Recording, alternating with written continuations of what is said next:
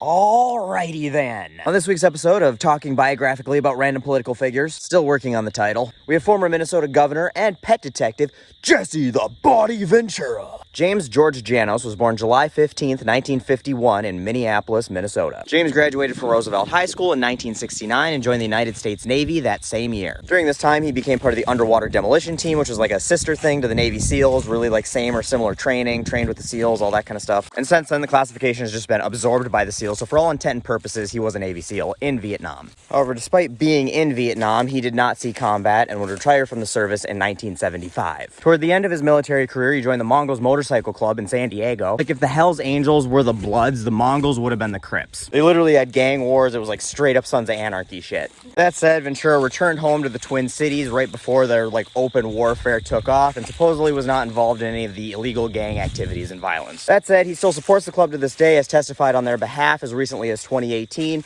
and credits the club with being his support system that helped him transition from military life back to civilian life. Back home in Minnesota in the mid-1970s, he started weightlifting, wrestling, and was even employed as a bodyguard for the Rolling Stones. One time while on the road, he was in the dressing room with Keith Richards and Ronnie Wood, and their manager bursts in and says, "The police are here!" And immediately they start feverishly flushing things down the toilet, because that's what you do when you're Keith Richards and you hear that the police are here. After flushing thousands of dollars of Rockstar dietary supplements down the drain, Stuart Copeland and Sting burst into the room. As his professional, wrestling career started to take off, he adopted a stage name and personality, adopting the persona of the ripped beach bully who, would kick over your sandcastle and steal your girlfriend. Adopted the stage name Jesse the Body Ventura based on Ventura Beach, California, where, his personality would exist. Not a whole lot of beach bullies on Lake Minnetonka, I guess. Actually, never mind. Doesn't matter. Obviously, he was a heel in wrestling, or the villain in the wrestling arena, which was a persona he'd kind of keep well after his wrestling career. He eventually made it to the WWF and would continue wrestling up through the mid-80s until health problems kind of pressured him into retirement. He remained involved in WWF wrestling entertainment into the 90s, hosting a radio show and commentating on the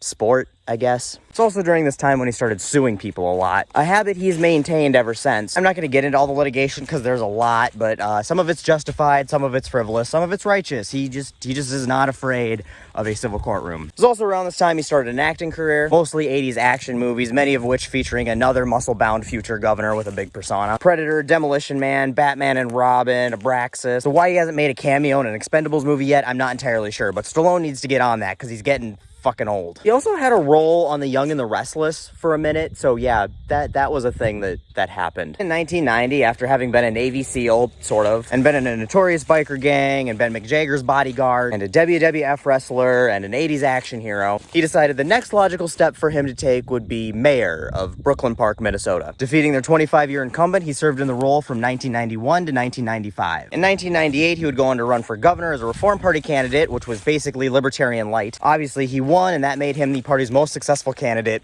ever. As governor, he actually had no real clue what his political views were, which isn't necessarily a bad thing. It's also not necessarily a good thing. I think at this point, it's important to note that Jesse Ventura is a narcissist. He thinks a lot of himself, and he loves the attention to be on him. But he also tends to be a narcissist in the best possible way. He loves attention, and he usually goes about getting it by using that WWF persona of the anti-establishment villain to take on establishment politics for people who he thinks need to be represented. And with that, he doesn't really give a fuck about party politics and will take on either party if he doesn't like what they're doing. Which is good, and also bad sometimes. The weirdest thing for me is that he doesn't handle criticism well at all. And the way he goes about getting the attention he needs for his ego garners a lot of criticism. So anyway, Jesse the Governing Body Ventura was actually pretty popular as governor. During debates, he was never hesitant to admit that he had not formed an opinion on certain policy questions that he was asked, which came across as honest and genuine. He was progressive in a lot of ways, with a female lieutenant governor. He supported mass transit like the light rail, supported gay rights, supported legalizing marijuana. And when Virginia came crying to him like little bitches begging for their treason rag back that we took from them at Gettysburg, he responded with,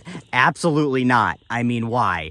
We won." Which may have been my favorite quote of his as governor. He generously funded public education, but also was not a real big fan of teachers' unions and didn't think a whole lot of money should go towards higher education, like college, which is weird, but whatever. He got a bunch of tax reform done and a budget policy passed, which was probably his greatest legislative accomplishments, but also maybe not the best legislative accomplishments. Minnesotans got tax rebates under his policy, which made him more popular, but it also took us from a $3 billion surplus when he took office to a $4 billion deficit when he left office. And that obviously made him less popular. Also, having no party to support him and write legislation for his agendas, he had to get real creative with the way he governed. And he did this by expertly wielding veto power. He would force both sides of the aisle to consider his legislative desires under threat of vetoing whatever the fuck they were trying to pass. During his first year, he vetoed 45 bills, only 3 of which would get overturned. So ultimately, he ended up being pretty successful for a one-term independent governor that didn't have the support of a party. But remember, I told you he doesn't handle criticism very well, and the media criticism eventually got to him. It ended up being the reason he decided to not run for re-election. Also, towards the end of his term, he was contemplating resigning early so his lieutenant governor, May Shunk, could be the first female Minnesota governor, which was a cute thought, but also a thought that a lot of people didn't think was so cute, and he got a lot of criticism for that too, so he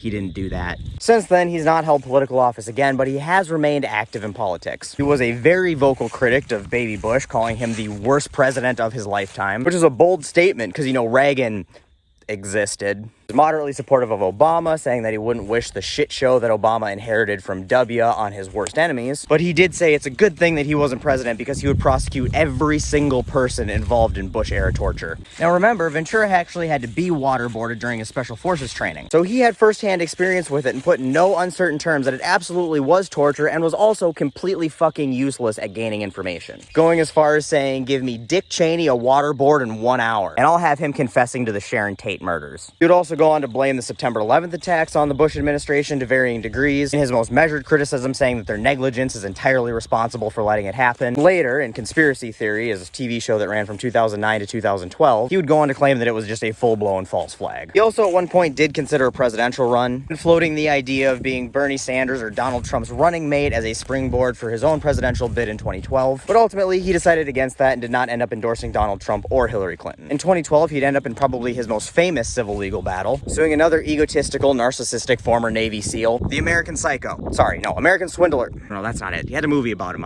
American Sniper. Kyle Bradley. No. Chris Kyle. For defamation in a story he told about knocking Jesse Ventura out in a bar. It's kind of funny that that's the one he got sued over, because it kind of seems like the whitest of his lies. Well, considering the lies about his military record, and lies where he was bragging about mass murdering U.S. citizens, lies about murdering carjackers, lying about donating his book proceeds to a veterans charity when he in reality kept pretty much all the profits. Anyway, in the middle of this defamation suit, Chris Kyle died of accelerated lead poisoning because he's a fucking idiot. And Jesse Ventura would go on to win his defamation suit against his recent widow, which I simultaneously feel like it was in bad taste, but also well-deserved. I don't know, the world's a fucking great place. But either way, fuck Chris Kyle. Fast forward to today, and Jesse Ventura is still trying to narcissistically stay relevant by fighting the good fight, speaking out against the establishment and talking about billionaires like he's Bernie fucking Sanders. So yeah, that's Jesse Ventura, a guy who's really easy to hate one day and really hard to hate the next. Does a lot of good things for maybe the wrong reasons, or maybe the right reasons. I don't fucking know. He's an odd character. And I can't say I always agree with him, but I can say he has always been entertaining, and he has led one hell of a life.